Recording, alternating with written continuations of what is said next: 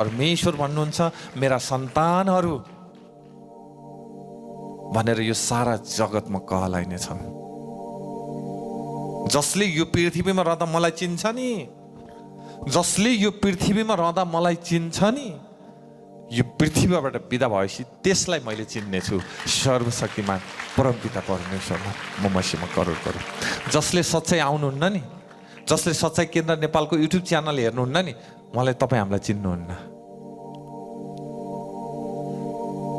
यो कुरा मान्नुहुन्छ कि मान्नुहुन्न? जसले युट्युब च्यानल सच्चाई केन्द्र च्यानल हेर्नुहुन्न, जसले सच्चाईका मानिसहरूसँग सङ्गत गर्नुहुन्न, तबसम्म तपाईँ हामीलाई कसैले पनि चिन्नुहुन्न। जसले सच्चाई केन्द्र युट्युब च्यानल हेर्नुहुन्छ, हाम्रो सङ्गत गर्नुहुन्छ अनि हाम्रो परमेश्वरका सन्तानहरूलाई उहाँले नै चिन्नुहुन्छ।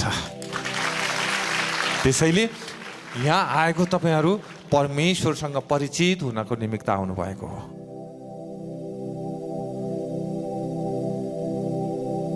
जब तपाईँ यहाँ परिचित हुनुहुन्छ, यहाँबाट जाँदा परमेश्वरले तपाईँलाई अटोमेटिक चिन्छ। सर्वशक्तिमान परमपिता परमेश्वरलाई म मसीहमा करोड करोड धन्यवाद दिन चाहन्छु, म मसीह येशूको नाउँमा।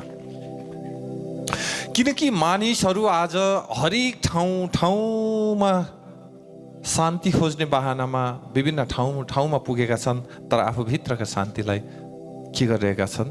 कुल्चिरहेका छन्। मेरा सन्तानहरू शान्ति खोज्न बाहिर भौतारिने छैनन्। मेरा सन्तानहरू शान्ति खोज्नलाई बाहिर भौतारिने छैनन्। मेरा सन्तानहरू त सच्चाइभित्र, परमेश्वरका सन्तानभित्र र आफैभित्र शान्तिका दूत छन्, शान्तिका